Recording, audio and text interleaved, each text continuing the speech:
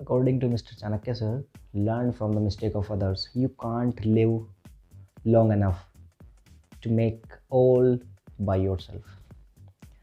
So guys यहाँ पर Chanakya sir कहना चाहते हैं कि आपको दूसरों की गलती से सीखना चाहिए। अपने ऊपर प्रयोग करके सीखने के लिए आपकी उम्र कम पड़ जाएगी।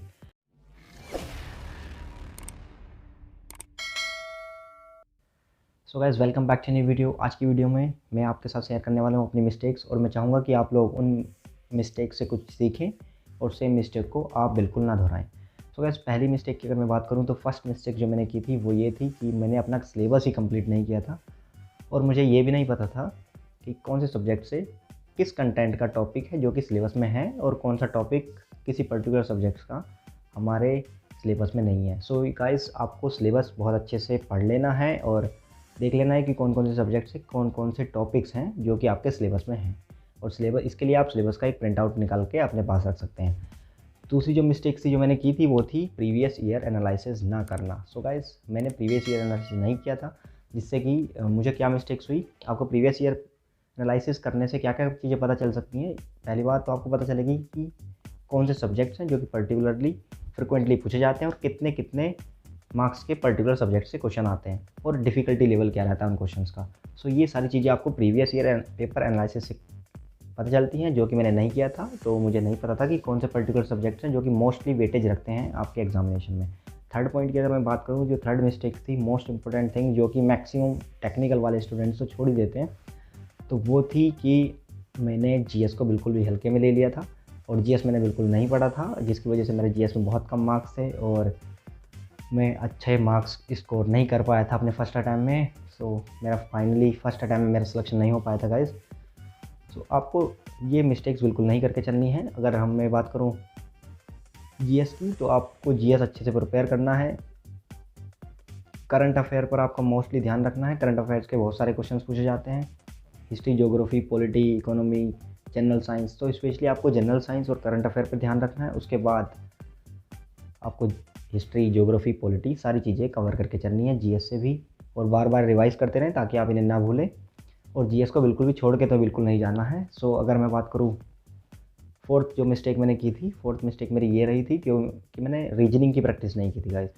सो रीजनिंग की प्रैक्टिस करना क्यों ज़रूरी रहता है आपके लिए। अगर मैं बात करूँ रीजनिंग की प्रैक्टिस करने से क्या फ़ायदा आपको होने वाला है, तो मैंने रीजनिंग की प्रैक्टिस नहीं की। तो रीजनिंग की प्रैक्टिस ना करने से क्या हुआ, मेरा जो टाइमिंग था बहुत ज़्यादा टाइम कंज्यूम हुआ रियल एग्ज़ाम में। जो मैं एग्ज़ाम देने गया तो मेरा बहुत ज़्यादा टाइम कंज्यूम हो गया रीजनिंग में ही गाइस।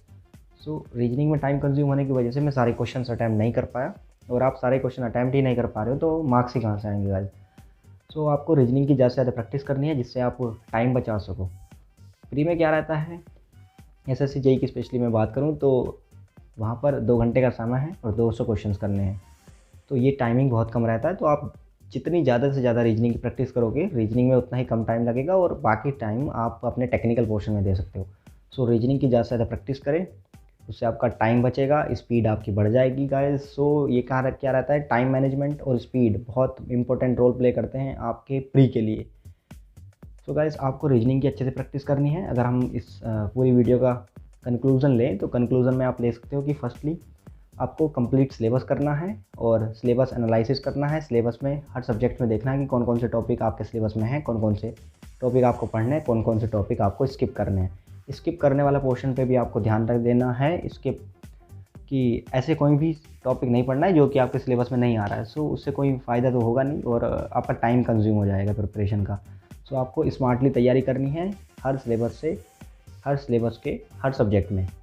आपको वही कंटेंट वही टॉपिक्स पढ़ने हैं जो कि आपके एग्ज़ाम में पूछे जाते हैं और एग्ज़ाम के सिलेबस में हैं। दूसरा पॉइंट अगर मैं बात करूं तो आपको प्रीवियस ईयर पेपर एनालिसिस करना है अच्छे से, ताकि आपको पता चल सके कि आपके जो पर्टिकुलर सब्जेक्ट है उससे कितने कितने मार्क्स के क्वेश्चंस लास्ट के 10 ईयर्स में पूछे गए हैं और किस पर्टिकुलर सिलेबस से, किस पर्टिकुलर सब्जेक्ट से आपका डिफ़िकल्टी लेवल क्या रहता है एग्ज़ाम का। थर्ड अगर मैं बात करूँ तो आपको जीएस की अच्छे से प्रिपेयर करनी है और करंट अफेयर पे भी आपको अच्छा फोकस करके चलना है। फोर्थ और लास्ट पॉइंट की अगर मैं बात करूँ तो आपको रीजनिंग की ज़्यादा से ज़्यादा प्रैक्टिस करनी है ताकि आप टाइम मैनेजमेंट करना सीख सकें और टाइम बचा सकें एग्ज़ाम में और सारे क्वेश्चंस अटैम्प्ट कर सकें गाइस। सो मैक्सिमम से मैक्सिमम क्वेश्चंस अटैम्प्ट करें और ये चारों पॉइंट्स ध्यान रखें, आपको ये चारों गलतियाँ तो एटलीस्ट नहीं करनी है अपने प्रिपरेशन के दौरान।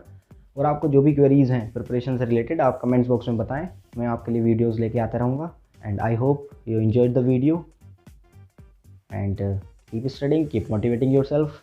Thank you guys, all the best for your exam.